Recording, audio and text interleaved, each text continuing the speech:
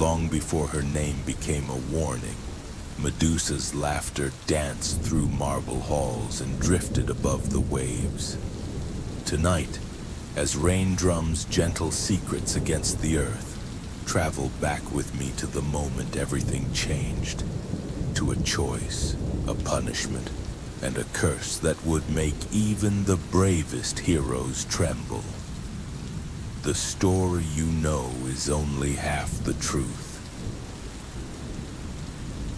The rain comes softly at first, scatter of cool drops on ancient stone, whispering through reeds along the moonlit shore. It is the kind of rain that draws shadows closer and softens the harshest edges, inviting the world to pause and listen.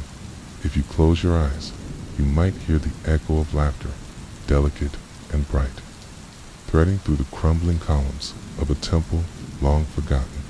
This is where Medusa's story begins, not with a monster, not yet with a curse, but with a mortal girl named Medusa, who saw beauty in everything.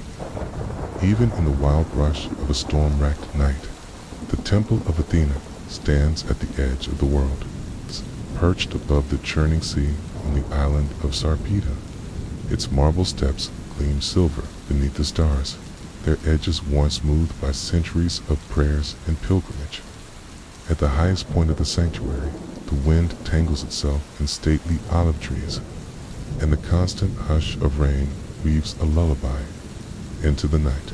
Stone columns are etched with stories, battles, blessings, warnings from gods who rarely answer. Tonight, those ancient walls pulse with quiet secrets as Medusa moves through their shadows, a lantern cradled in her hands. The flame dances golden in the darkness, casting rings of warmth onto the white marble floor. She is young, a priestess, barely come of age, her hair loose and gleaming like sun-ripened wheat, her eyes bright and unclouded by fear or fame. Outside, the waves claw at the shore, throwing foamy spray into the air with every gust.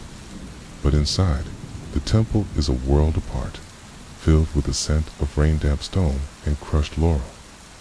Medusa's footsteps linger in the silence. She hums to herself, and her voice settles peacefully in the hollows of the temple's heart. To those who know her, Medusa is more than beautiful. She is kind. The other girls who serve Athena look to her for comfort and light. For Medusa sees each of them not as rivals, but as sisters. At dawn, she brings offerings into the nave. At dusk, she blesses the sacred statues and tends to the twilight lamps that guard the goddess's throne. Her laughter, so soft, so full of hope, fills the temple like spring sunlight. But not everyone carries kindness gladly. Spirits drift through the sanctuary like autumn leaves. Her beauty rivals the dawn itself, they say. Even the gods take notice. Medusa's golden hair, her unguarded smile, the gentle way she speaks to birds and strangers, these mark her, for better and for worse. Men linger at the temple gates, hoping for a glimpse. Old women murmur warnings beneath their breath, for sometimes the gods are jealous of what they cannot possess. Tonight, Medusa kneels beside Athena's altar, thunder low in the distance. She lays her offering, a wreath of woven olive, glistening with raindrops among the tokens of earlier prayers. Her lips move in silent gratitude. She thanks Athena for strength and wisdom, for the shelter of the temple and the songs of her sisters. She does not pray for beauty, for that seems as natural to her as breathing. Far below, the sea is restless. It hammers the cliffs like a living thing, roaring its secrets into the storm. Medusa tilts her head, imagining the voices locked inside each wave. She wonders whether the gods ever grow lonely, perched as they are above the world's chaos. The question stirs inside her a flicker of empathy for beings known mostly by their wrath. She does not know that she is being watched, In another part of the temple, the high priestess moves through the darkness, ancient and precise, her eyes reflecting the lantern light. She has seen the omen streams of snakes, mirrors veiled in shadow, statues cracked and weeping.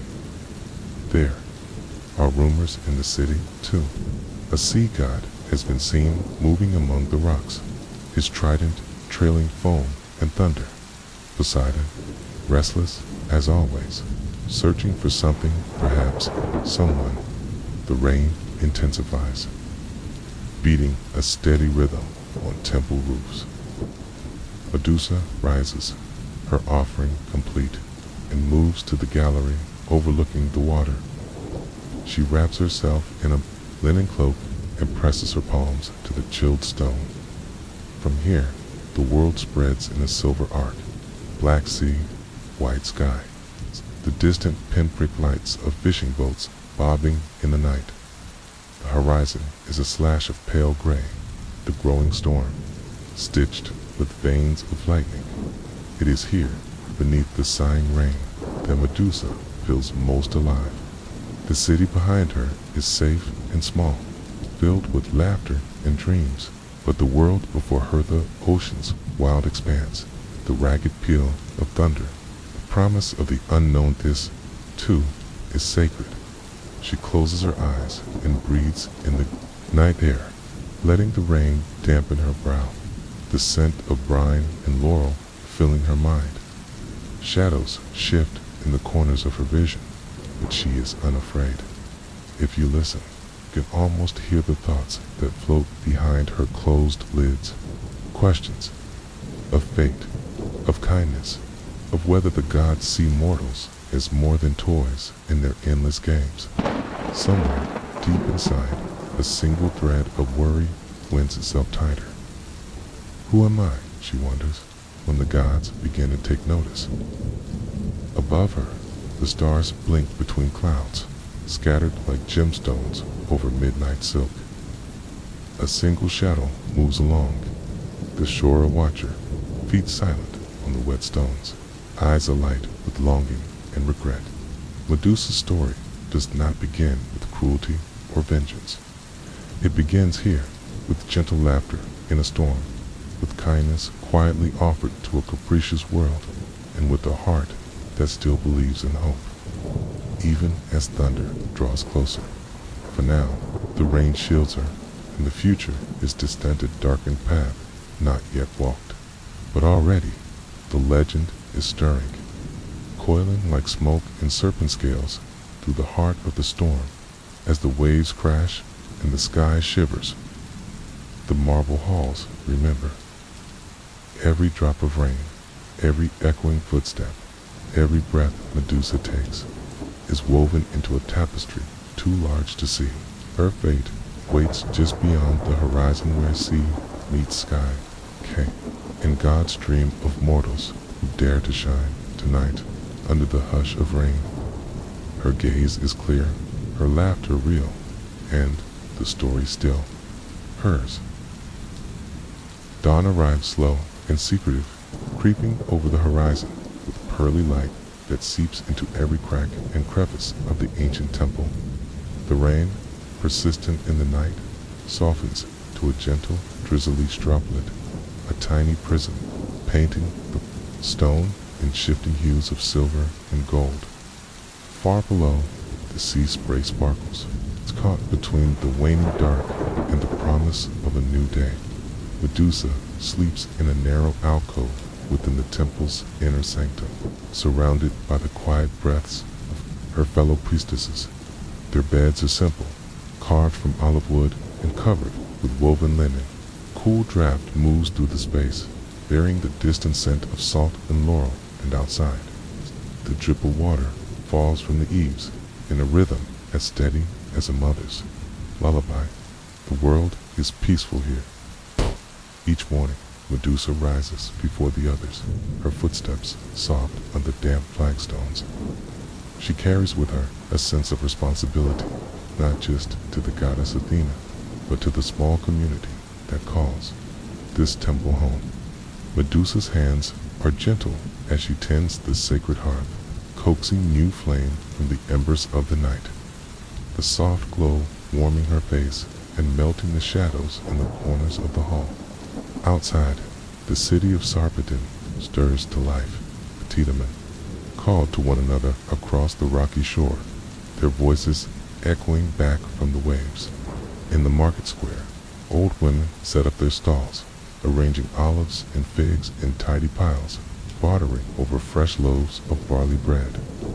Children chase each other through the puddles, their laughter mingling with the cries of gulls.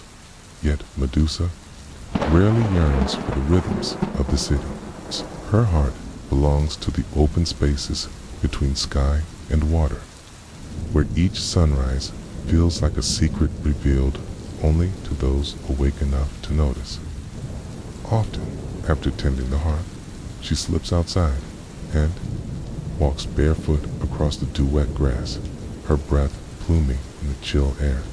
It is a ritual way of connecting herself to the world, of finding clarity before the world's demands gather at her shoulders. She finds beauty everywhere, in the patient nodding of poppies by the wayside, in the spiral shells that wash up after a storm, in the way the rain polishes the world anew. Medusa pauses by a pool left behind by the night's downpour, looking down at her reflection. For a moment, she is startled her own eyes, clear and gold-flecked, look back from the water's surface, bright with possibility and uncertainty. Droplets rippled the image, smudging her features into something almost unfamiliar. A gentle voice calls from behind her. Medusa, you'll catch your death with bare feet at this hour. It is the Leia, the priestess with the honey-dark hair and a sun-bright smile, her closest friend within these marble walls. The two share a quiet camaraderie of trust that goes beyond whispered confidences or shared chores. Into Leia's presence, Medusa feels safe, seen. Medusa glances at her, grinning. "It's only water," she replies, lifting her hem to reveal mud-streaked toes. "Besides, we're blessed by the rain. The earth is singing for it today." The Leia laughs, her voice ringing through the temple yard.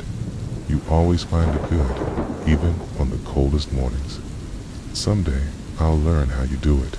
Two stand together in companionable silence, watching as the sunrise burns away the last wisps of cloud, turning the world soft and golden.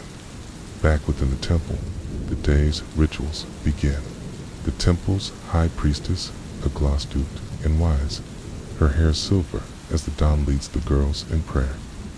They kneel before Athena's mighty statue, her stone spear raised in eternal defense of wisdom and justice. Medusa feels the presence of the goddess like a cool hand upon her brow, steady and strong in these moments, surrounded by candlelight and ancient hymns. Medusa is content. She sings the old words with her sisters, her voice rising and falling in time with theirs, a thread woven into a greater tapestry. The sound of rain on the roof mingles with the chant, celestial harmony that seems to draw the sky and earth closer together.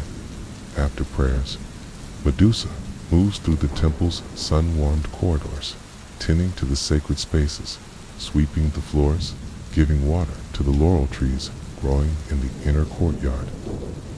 Sometimes visitors from the city arrive with a Frings a bundle of wheat, a clay pot of honey, a carved wooden idol. Medusa welcomes them with the graciousness for which she is known, her kindness shining through each small gesture. But even in the heart of ritual and routine, she can feel the gaze of the gods, lingering in a visible weight near her shoulders. There are moments when she senses she is being watched, not by mortal eyes, but by something vaster and more unknowable, as she tries to ignore the prickle at the nape of her neck, the dreams of serpents and shifting mirrors that linger at the edge of sleep.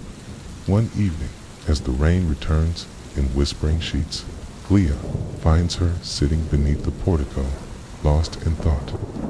The high priestess's footsteps are as measured as the falling drops. She sits beside Medusa, folding her hands in her lap. "You seem troubled," Childeglass says gently, her gaze fixed on the storm sweeping across the bay. Medusa cannot hide her anxious heart. "Sometimes I wonder if the world ever truly sees us for who we are, Halvor, if we are only ever seen for what we appear to be." Aglaia smiles, her eyes kind and fierce all at once. "You must remember, the world judges quickly, but the gods judge deeply, and sometimes the hardest path is holding onto your own truth, even when it's hidden beneath what others wish to see." Medusa nods, comforted by the words, though she still feels a chill in the ear of warning. Perhaps, or simply the shadow of a goddess's distant attention. That night, as she settles into her bed, Medusa listens to the rain. She wonders what the future holds for her sisters, for all mortals who dream of being seen. She presses her palm to the rough wall beside her, grounding herself in the present, in ritual, in hope. Outside, the rain falls steadily, wrapping the island in a cocoon of sound. The world is quiet, but change is coming. It's far out at sea. A single trident stirs the waves, in the eyes of the gods jealous, wondering, ever watchful, turn toward Sarpedon. Beneath the star-stitched sky, Medusa sleeps, her dreams full of sunlight, marble halls, and the rough, soothing hush of rain. The goddess watches, silent for now, as the tide retreats, leaving behind lacy sea foam and questions that cannot yet be answered. In the hush before the storm's return, beauty and fate move quietly, weaving Medusa's story ever closer to Yusul, the point where laughter turns to legend, and hope is caught in the shifting gaze of gods.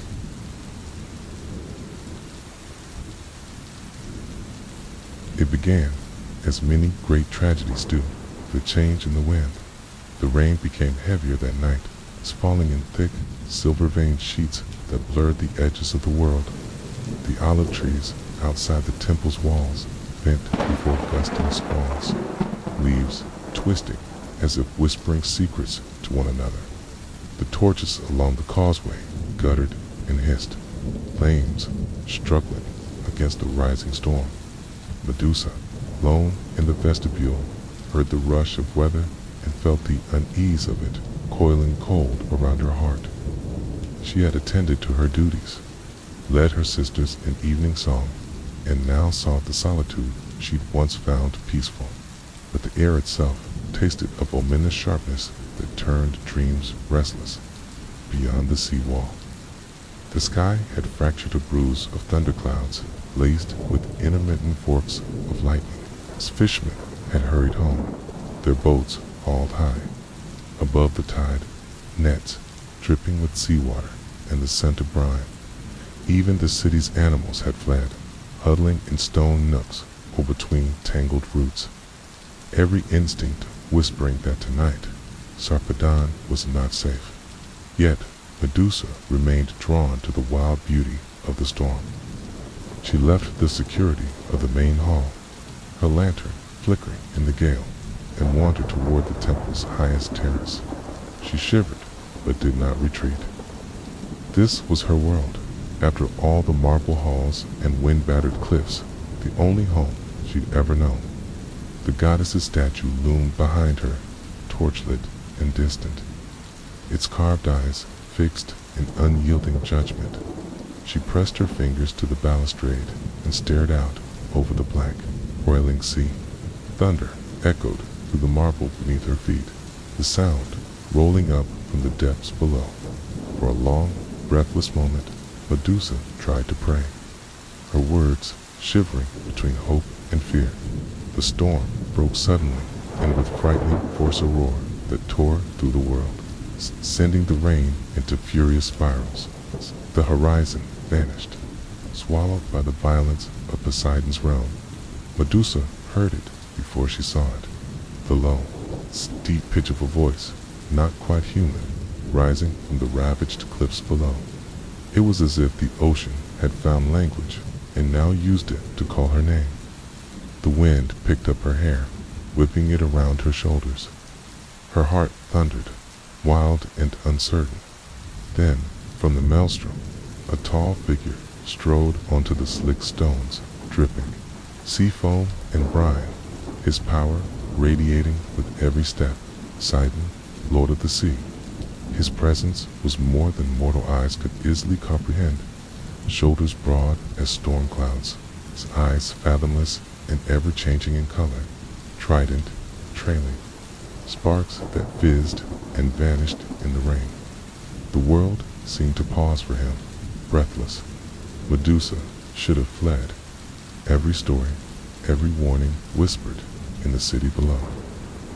Every instinct told her to turn away, to seek shelter, to hide her face, to pray for the goddess's shield.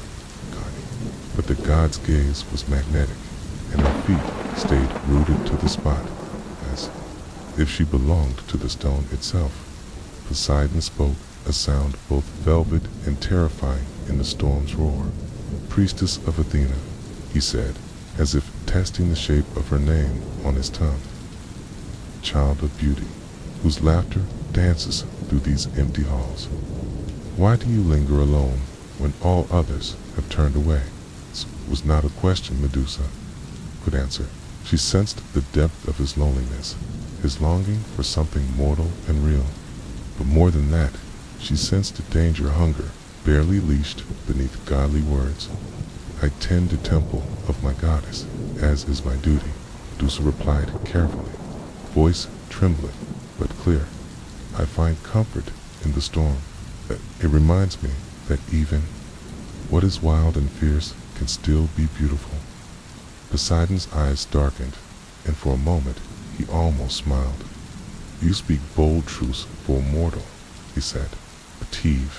But even beauty and duty cannot keep the gods at bay. He stepped closer, the scent of sea and thunder swirling around him. Medusa tried to still her heart. We mortals worship and serve, but we seek mercy. Surely the sea knows the difference between reverence and fear. A rumble of laughter, low and rueful, pealed from Poseidon's throat. Mercy, he echoed, is a fickle thing among gods. The storm crashed overhead, lightning shattering the darkness. Poseidon reached out a hand, rough as coral, tempting and terrible. Come with me, he whispered. Let the sea claim. You forget the cold goddess in her marble silence. I can show you wonders you can scarcely imagine. At that moment, the temple's sanctity trembled on the edge of ruin. Here, at the crossroads of choice, Medusa was not simply a priestess, but a woman caught between the desires of immortals. Every story sung under these marble arches warned of such moments. The gods seldom touched mortal lives for kindness alone. Medusa stepped back, heart pounding. I cannot. My place is here, with my sisters and with Athena. Poseidon's face hardened. The sea behind him surged, breaking high upon the cliffs, a warning made manifest. No one denies the god of the sea. His voice had become the storm itself fast, cold, heartless. What happened then would echo down through legend and time. Some say Poseidon claimed her against her will, shattering the peace and purity of Athena's house. Others say Medusa's beauty alone invoked the goddess's wrath. God and mortal alike trespassers in a sacred space never meant belonging when the deed was done. The violence, as swift and wild as the lightning overhead Medusa, curled upon the marble, her tears indistinguishable from rain. The temple, once a haven, now felt strange and cold, the statues seeming to turn away from her in silent accusation. She called out for Athena in her grief, but the goddess, who had once felt so near, was silent now. the night pressing in on every side. The storm howled in triumph. The doors behind Medusa crashed open, and the other priestesses appeared, faces twisted with horror and pity. They gathered Medusa in their arms, their voices soft and desperate, but she could not feel their comfort. The world had shifted irrevocably. Then, in that exhausted hush before dawn, Athena herself materialized. Her bearing was fierce, her breastplate glinting in the flickering torchlight. Anger blazed in her eyes, not merely for the desecration of her temple, but for the weakness and impurity she saw in her once favored priestess, Medusa. The goddess said, her voice cold as marble. How could you let this happen in my house, Kay? You who were given beauty and trust. Her voice edged the bitterness of betrayed pride, code in the hallowed walls. Medusa tried to speak, to explain, to plead for mercy, but Athena's voice thundered above the storm. You have brought shame into my sanctuary. My vengeance must be swift and lasting. She lifted her hand, fingers weaving a pattern older than the world. A shadow poured from the goddess's palm, thick and serpentine. The rain redoubled, streaming down the marble like tears. Medusa felt the world warp around her, her hair twisting, her skin tightening as if her body itself resisted the curse. Pain flashed behind her eyes. The song of her sisters faded, replaced by 1,000 serpentine hisses, each one echoing her loss. Her beauty, once a blessing, was transfigured, her hair a mass of writhing snakes, her skin shimmering with an otherworldly sheen. Terror swept the temple. Priestesses fled before the spectacle, unable to bear the sight of their friend and sister. Transformed, Medusa stared into a polished bronze bowl, her own gaze now swirling with emerald and gold. The air grew thick with dread. A single stone tear slipped from Aglaïa's cheek, cracking as it struck the floor. Athena's words, spoken like a curse and a prophecy, sealed Medusa's fate. Henceforth, let any who dare meet your eyes turn to stone, so that your suffering is never forgotten. You will find no sanctuary among mortals, nor mercy from the gods. Medusa fell to her knees, surrounded by the cold, shocked silence of the temple. The world she'd loved, the laughter, the hope, the gentle rituals had crumbled. Her gaze, once gentle, now held power enough to petrify hope itself. The storm's fury ebbed as morning crept across the sky. Medusa, shunned and shattered, rose among the ruins of her old life, the drizzle of rain like a shroud drawn over her shoulders. Her sisters dared not follow as she fled, weaving through the olive trees, into the salt-soaked morning, to the edge of the world. Behind her, the temple stood, scarred and silent, a monument to the caprice of God's hand, the tragedy of mortals, marked by their attention. The story had changed forever. Where once there was laughter, legend now echoed with the hiss of serpents, the warning of stone, and the bitter, thunder-laced wrath of gods in tempests.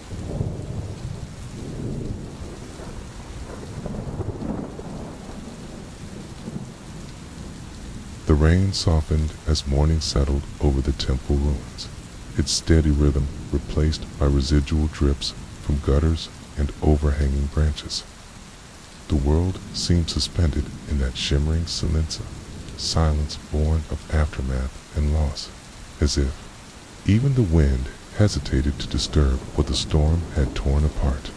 Somewhere in the quiet between thunder's memory and the gentle hush of the day, Medusa began her journey into exile. No familiar hands guided her. No voices called her home. She slipped between columns, still weeping with rain, her sandals skimming. Rivulets that carried petals and leaves out toward the cliffs, the olive trees.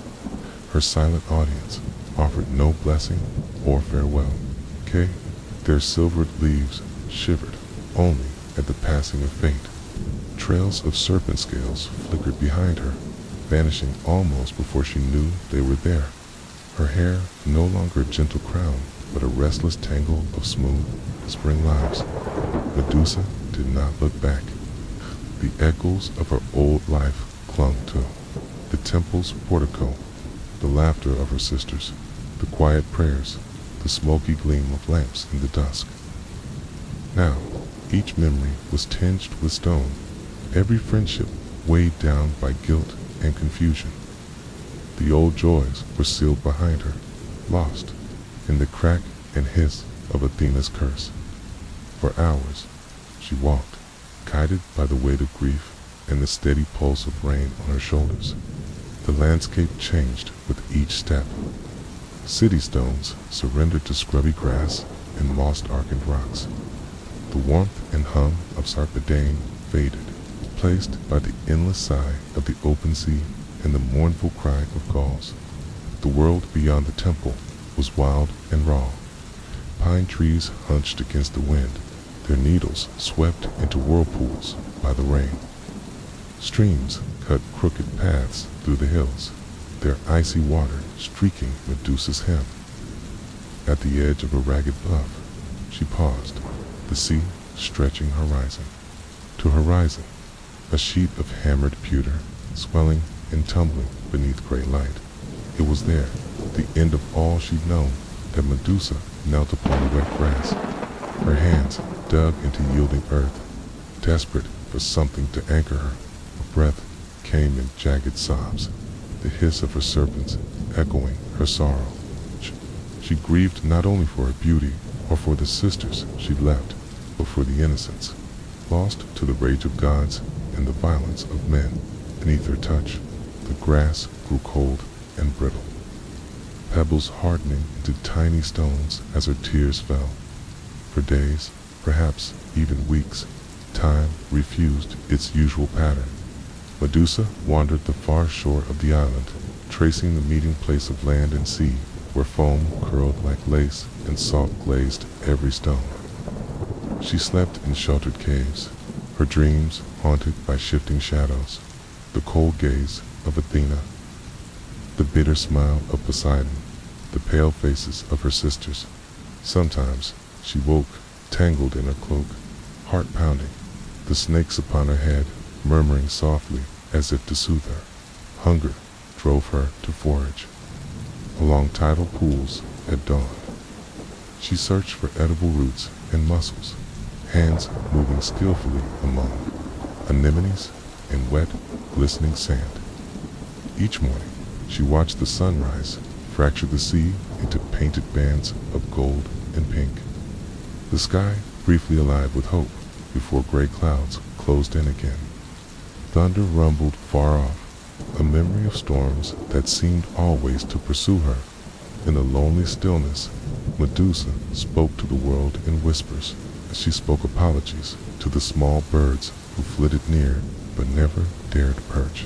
She sang lullabies too. The snakes she didn't mean to have, stroking their scales when fear and loneliness claimed her. Now and then, she wept sometimes for herself, other times for all mortals who had ever been swept aside by powers too great to understand. Rain became her truest companion. It washed away footprints and blurred the edges of her sorrow, cloaking her exile in the privacy of mist. When sunlight did appear between storms, it was filtered through clouds like the glint of hope on a blade's edge, but rain always returned, patient and soft, its unending presence, neither friend nor enemy. Still, Medusa learned by pain and necessity how to survive. She fashioned crude tools from driftwood and flint. She wrapped herself in woven reeds and scraps of sea-worn fabric. She buried her reflections in the sand, fearful of what her gaze could do, terrified by the stories that might begin where her eyes met another's. Each puddle, each smooth piece, of stone became an object of dread and fascination. Sometimes, in the secret dark, she would look just for a moment, witnessing the shifting gold and green that now swirled within her own eyes. Wonder and fear fought quietly within her, neither ever truly winning. It did not take long for the outside world to notice the presence on the far shore. Stories rose in Sarpedon and along the neighboring islands, strange shapes moving against the rain. Birds petrified in flight, the grass itself turning to brittle stone as the mist curled in. Sailors whispered of a witch, a spirit, accursed. It was as if the island's edge no longer belonged to the world of men. Medusa hid from those who came too near. Ascets, she found evidence of visitors, footprints in the mud, offerings left atop rocks, a carved figurine, a shell necklace, a bundle of dried herbs. Fear was part of these gifts, but so was longing. For mortals will always try to appease what they cannot escape. One evening, as twilight bled over the horizon, Medusa discovered a mirror fixed to a driftwood staff left upright in the sand, its polished surface turned toward the sea. She stared at it from afar, heart pounding, serpents restless with suspicion. Was it a trap, a test, a plea? She did not approach, but instead watched as the tide rolled slowly, erasing the gift and its giver, alike in loneliness. Medusa found a strange resilience. Time slowed. Days grew measured in the sound of rain and the changing moods of her hissing. Companions. At night, she lay with her back to the cave wall, gazing out through the mouth to where stars shivered above the surf. She named the brightest ones Argo, Orion, Pleiades, wondering how long it would be before the gods consigned her story among them, as distant and cold. Sometimes, in her solitude, she reflected on the unsettling comfort of her curse. No, man, no. God could reach her here unless she wished it. Ka, aloneness, became armor. Ka, her sorrow, a strange kind of power. But in the hush between storms, a piece of her heart remains gentle yearning for laughter, for the warmth of sisterhood, for the possibility that one day someone might see her and survive. As autumn deepened and the rain fell in longer, colder sheets, Medusa wrapped herself in the fragments of her old life, a scrap of linen, a remembered song, a single olive stone in her palm. She marked the passing of time in the glint of stars and the gathering of small, secret hopes. At the edge of the world, beneath the infinite sky, Medusa once beloved, now cursed, survived.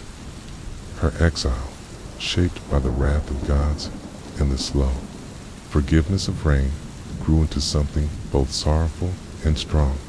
Each drop, each whisper, each heartbeat was another step away from her old self here, and another step toward the legend she would one day become. And so, beneath the cloak of cloud, in the ever-steady rain, Medusa lived, not as a monster, but as a girl remaking herself stone by stone, storm by storm, hope by quiet hope.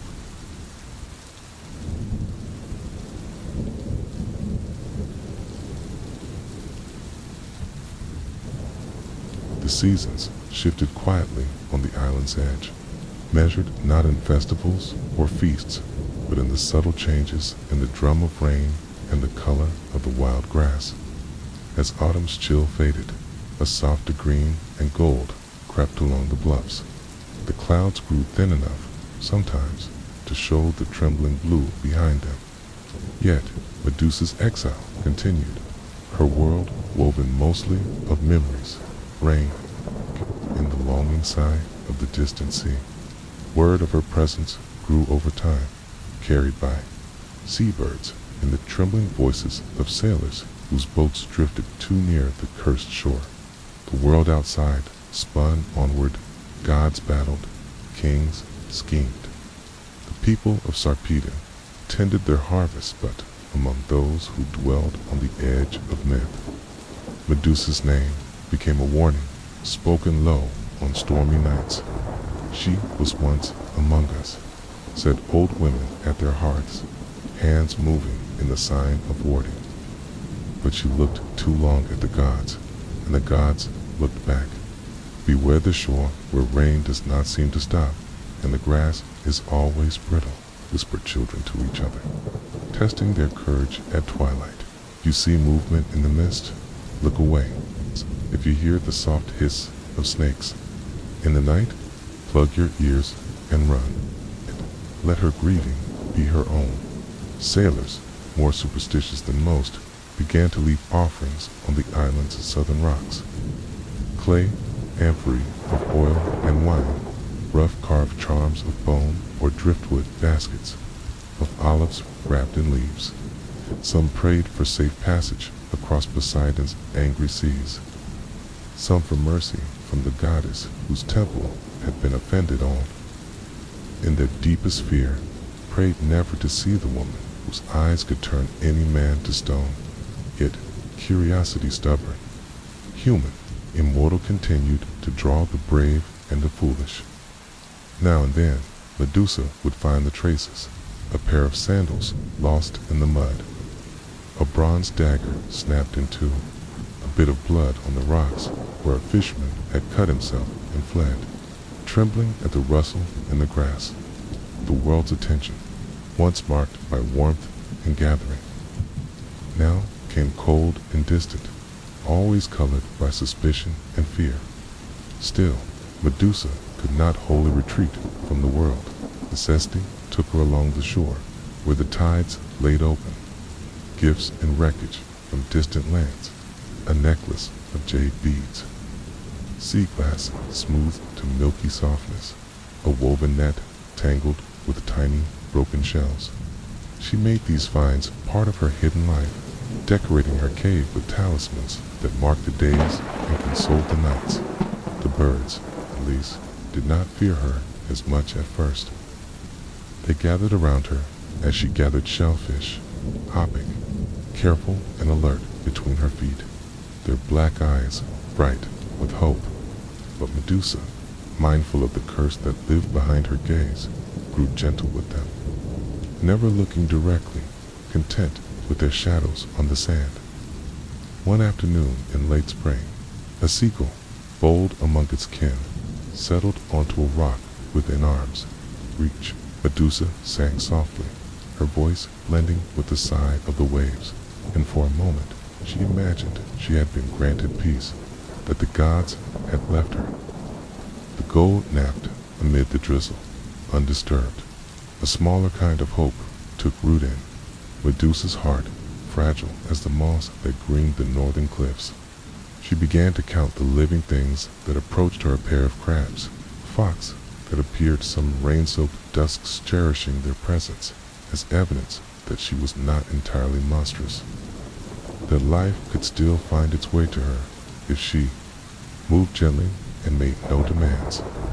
Some nights, long after the rains had stopped and only the trickle from her cave mouth remained, Medusa wandered the empty beaches, leaving shallow footprints that quickly filled with water. She tilted her face to the sky, watching the stars emerge as points of trembling fire above the sea. She whispered her secrets to them, her regrets, her longing for forgiveness, her hope that the worst of her legend was not true. With every breath, the night listened. The rumors of her power transformed the island into a place of dread and fascination. Stories grew in the telling. There were tales of lost heroes, of statues standing askew in hidden veils, their faces twisted in terror, or all danger, seekers, warriors, hungry for glory, hunters, eager to fell a monster, sometimes landed on her shore.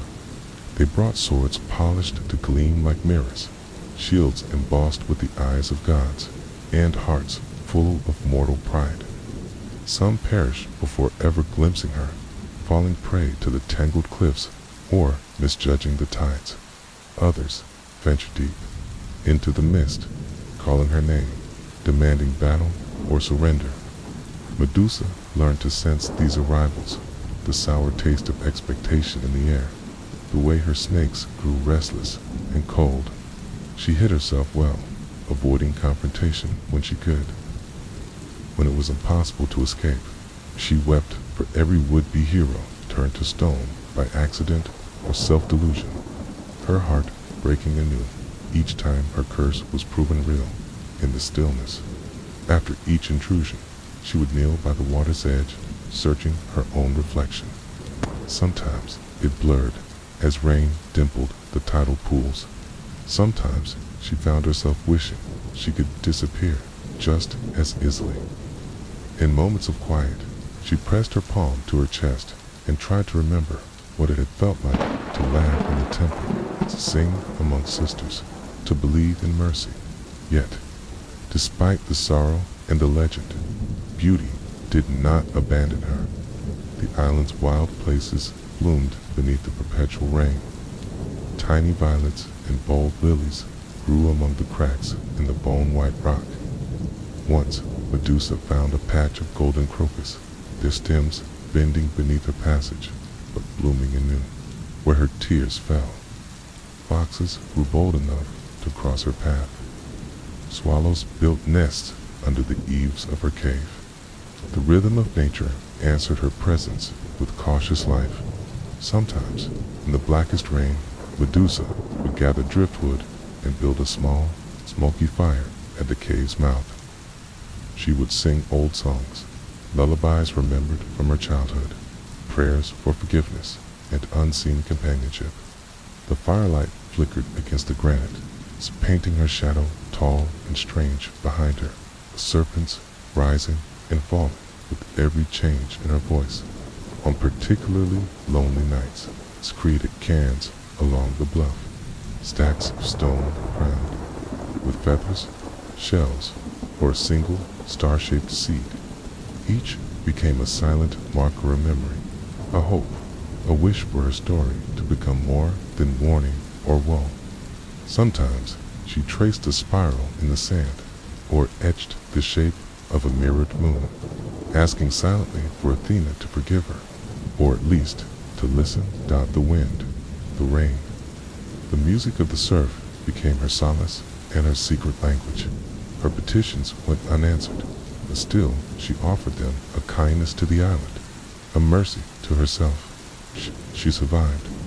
Each night she reached out to the stars, her story growing larger and quieter, echoing across sea, across sky, across the waking dreams of those who dared remember her true name, and across the islands, wherever the wind carried foam and rain, wherever fires were lit against the dark people, spoke once more of Medusa, not as a hero, nor merely as a monster, but as a reminder that suffering can grow into silent strength, that a curse might shelter a fragile hope, and that even on the world's farthest shore, the heart still yearns to be seen.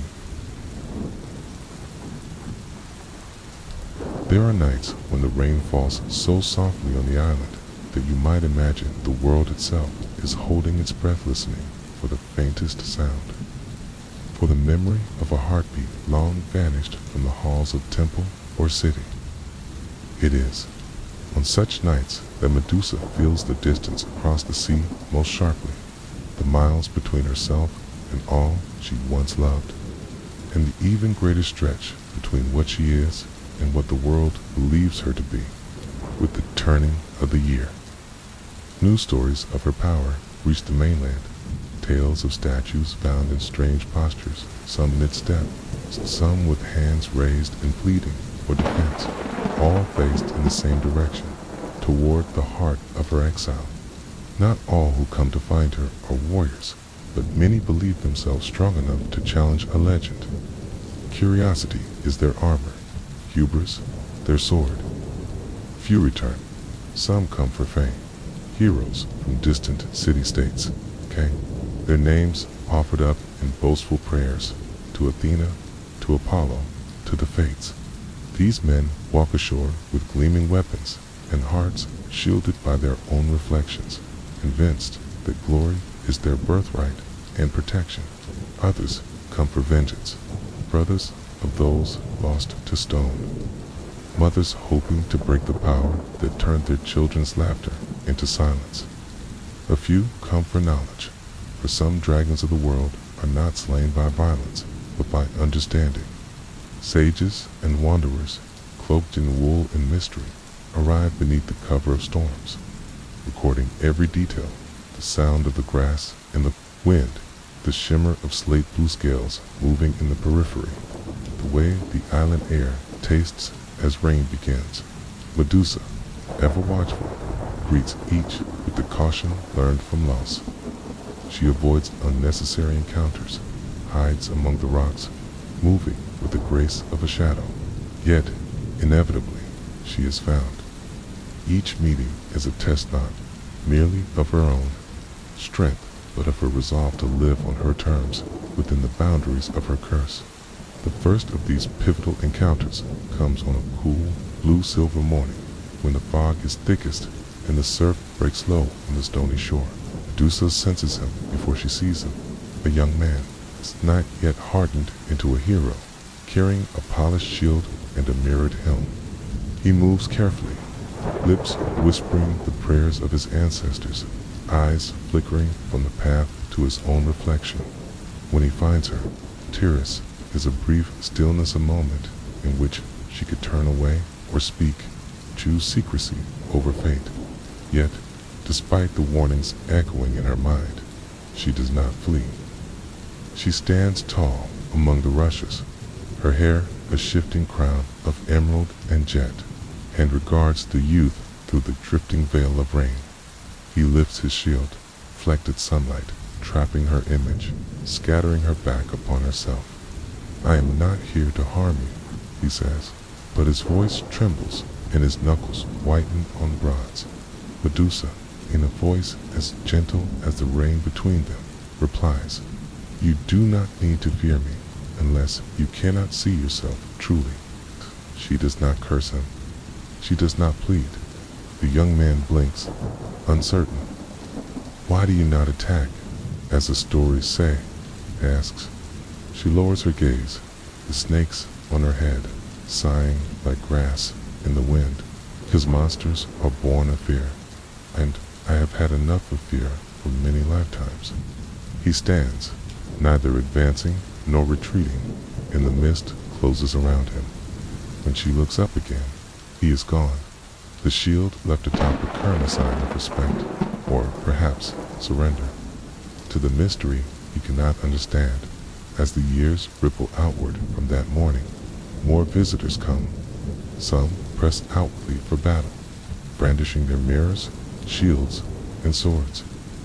A few, lured by greed, hope to steal some Dakona scale, a lock of serpent hair, a vial of tears. None find what they desire. All who cross the line between wisdom and hubris pay the price. Some are turned to stone, their faces joining those already scattered among the island's wild slopes. More cautious or lucky leave silent offerings and flee untouched. The island's secrets intact behind them to protect herself and others. Medusa creates warning signs, stone markers shaped as turned faces, cairns beside paths, driftwood twisted into mirrored spirals. She learns to move behind curtains of rain, to mask her features with cloaks that conceal both her face and the restless hiss of her hair. Each day, she grows more skilled at shielding her gaze from those who would abuse it, and more sorrowful. For the art of hiding is a slow erosion of selfhood. The mirror symbol of protection, but also of fear, appears time and again. Sometimes fishermen lash polished bronze to the prow of their boats, hoping to ward off even her distant glance. Sometimes mothers send daughters with small glasses, teaching them to trust no beautiful thing that seems too quiet, too alone. The mirror, meant to show the truth, often serves to reflect only what others bring to it: fear, beauty, longing, or merely the unknown. With each encounter, Medusa collects fragment snatches of poetry, half-uttered regrets, the desperate gasp of a man who realizes too late that vengeance has become only another curse.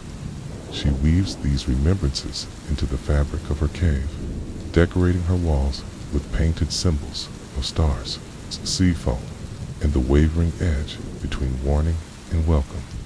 Yet, not all who visit are hostile.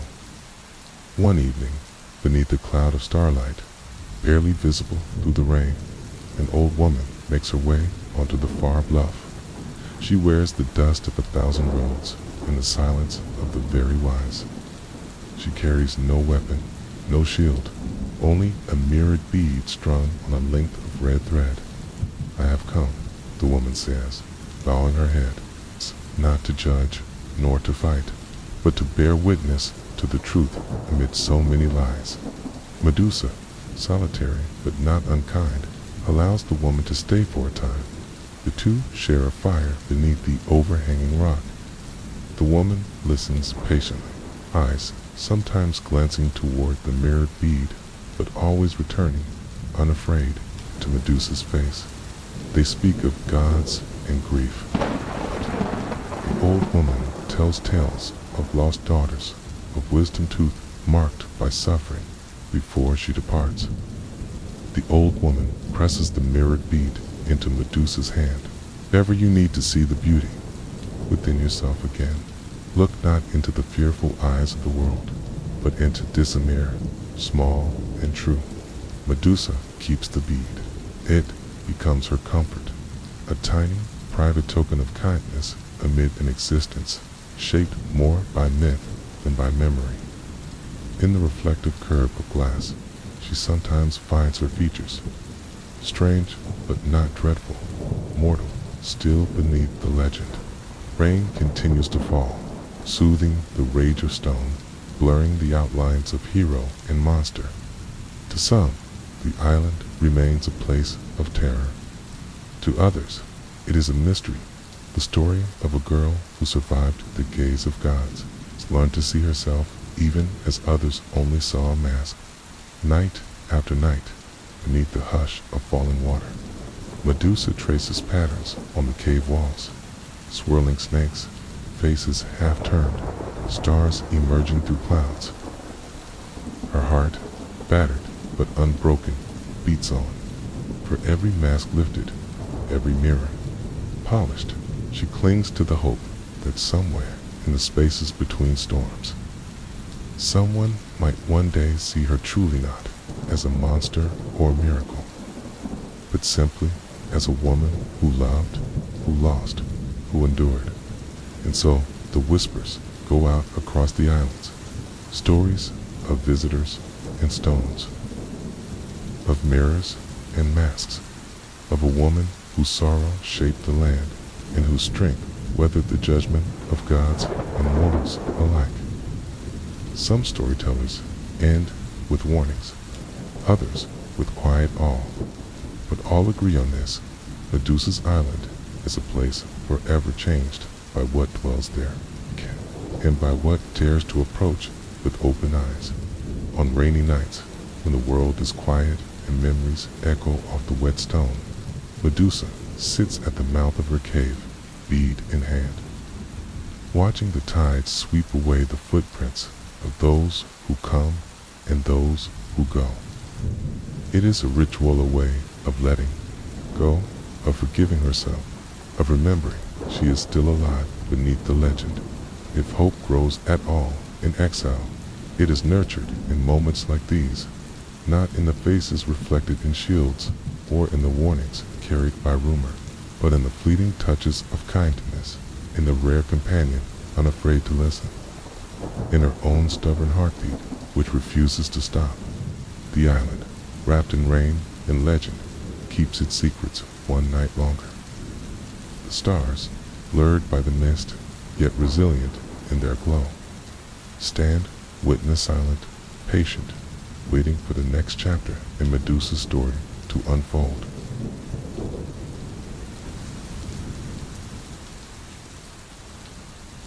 Rain lashes the shore with a restless vigor on the night Perseus arrives. The waves, heavy and insistent, pound the jagged rocks as if warning all who approach that the land itself is cursed. Alive, quick to punish the trickery of men and gods alike. Above, the sky churns with dark clouds, and the moon hides itself behind a shroud of storm, as if unwilling to witness what fate will soon unfold. By now, stories of Medusa's exile are legend across the sea. They echo in marble halls and crowded megarons.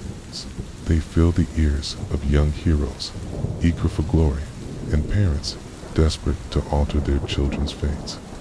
Perseus, a youth forged by prophecy, and blessed, some say manipulated by the gods themselves, has been tasked with an impossible errand to bring back the head of the Gorgon as proof of valor, and as ransom for his own mother's peace. He comes not alone, but armored in the trappings of Olympus. In his hand he carries a sword honed by Hephaestus's fire, its edge sharp enough to separate shadow from light.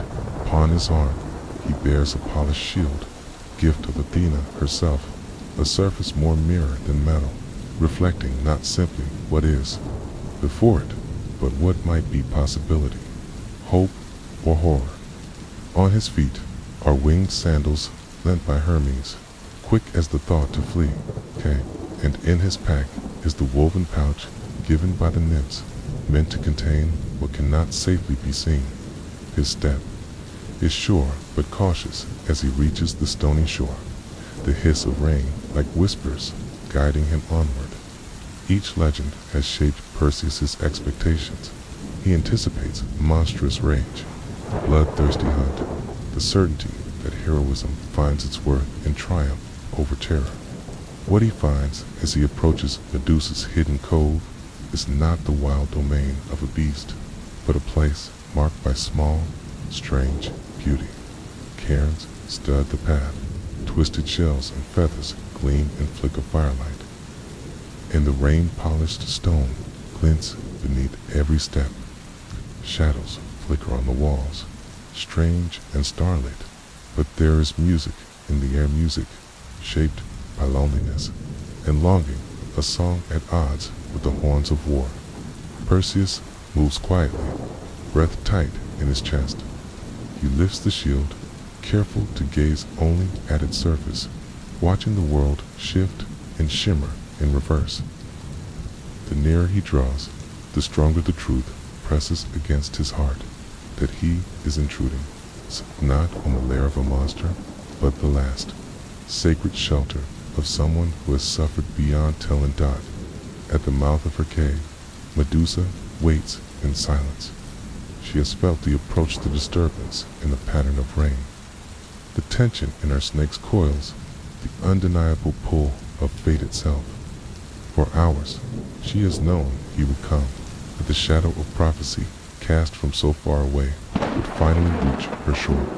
As Perseus draws near, she speaks, her voice barely louder than the rain, yet clear as morning. You have traveled far, Perseus, son of Dano. Why do you bring war and God's weapons into my exile? He does not look up. He cannot.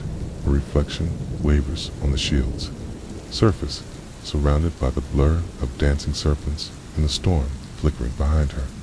My fate, he replies, was cast not by my hand alone. I am sent for your head. Medusa must save my mother from another curse. Medusa's sorrow is a tide that cannot be stemmed. She studies the young hero with all his gifts and all his terrors and wonders at the cruelty that sets mortals and exiles against one another, all for the entertainment or justice of greater powers. Do you know what you hunt? She asks, stepping out into the rain. Do you know whether it is a monster or simply a woman tired, lonely, cast out by a goddess who could not bear to look at her pain? Thunder growls in the distance. Perseus hesitates, the shield trembling on his arm. I know only what I have heard, he says, voice strained by the weight of legend and doubt. but I cannot turn back. My destiny is yours to choose. Medusa interrupts, the rain streaming down her face, snakes on her head, falling silent for the first time in memory. Even the gods cannot take your choice. Perseus, not truly. You are still mortal. Your heart is your own. For a heartbeat, time softens, and the storm's rage seems to listen. Perseus closes his eyes, the mirror shield filtering Medusa's image into something ghostly, distant, abstract. In its gleaming surface, he recognizes fear not only in her face, but in his own mingling of dread and regret. He remembers his mother's tears, the prayers whispered at dawn, the promise he made beneath the cold gaze of Athena. The island is still, save for the hiss of the rain. Perseus steps closer, mouthing a prayer not for victory, but for forgiveness. He raises the sword, not in triumph, but in duty. At the final moment, shield turned away so as not to betray her with his own frightened gaze, he strikes. The act is swift, silent, inevitable as the turning tide. The rain does not falter. There is only a gentle hush as Medusa falls her face, not twisted in horror, but calm, as if she has finally found release from prophecy, from memory, from the loneliness that has clung to her through every storm. The snakes, freed from her anguish, quiet at last. Her body rests upon the soft sand, the rain drawing a veil over her features. Perseus, trembling, places her head in the sacred pouch, as the gods decreed. For a moment, he stands over her, heart bruised by sorrow, unable to understand the magnitude of what he has done. She is gone, but the air shivers with her legend. Lightning cracks far out at sea. The waves surge, and the last echo of Medusa's song drifts upward with the wind. Perseus utters no cry of victory. Instead, he bows his head, whispers thanks for mercy, for the chance to choose, for the strength to bear what he cannot undo. As Perseus departs, the rain softens, then stops. Though her mortal form is gone, the story lingers in the air, in a hush between drops, in the memory of rain-slick stone and the silent, silver stars above, on the distant horizon. Darkness surrenders to a new dawn, and the world prepares too. Remember Medusa, not just as monster or warning, but as the echo of a choice made beneath a restless, weeping sky.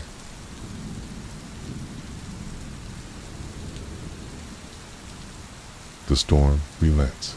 With the dawn, raindrops dwindle to a mist before dissolving altogether, like tears finally spent. The island where Medusa once lived shimmers in the newborn light, washed clean, but not unchanged. Every stone, every wind, stunted tree, every tide-swallowed cave holds something of her passage, a shape pressed into sand, a memory turned to legend, a sorrow forged into strength. Word of Perseus's return is victory.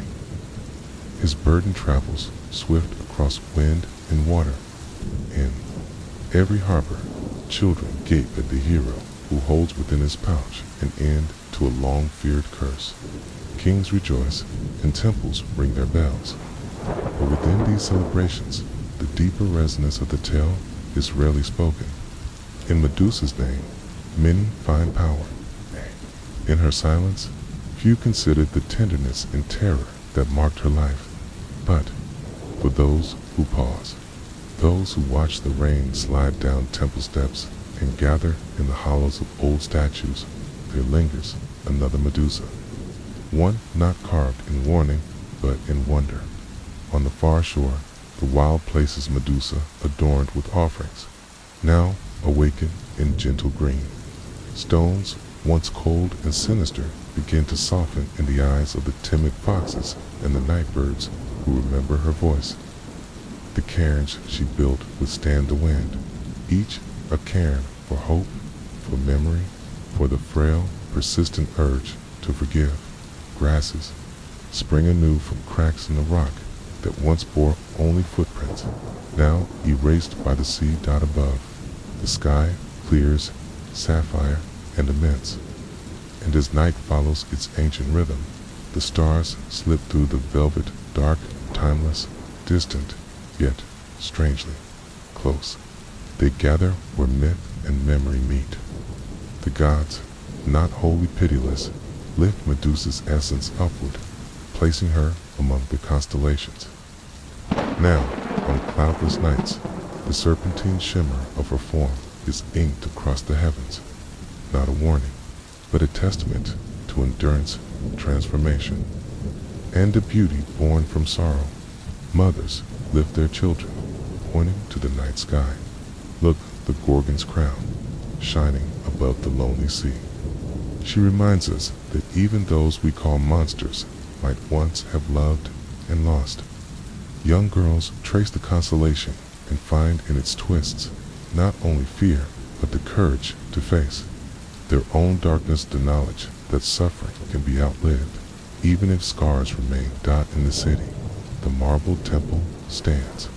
Priests and pilgrims kneel beneath the gaze of Athena, yet sometimes their prayers shift softer, humbler, echoing gratitude for wisdom hard won, for lessons wrought in pain as well as triumph. In the hidden corners of Sarpedon, old women keep altars to Medusa, not as a curse, but as a shield for those who mourn, those misunderstood, those who walk alone.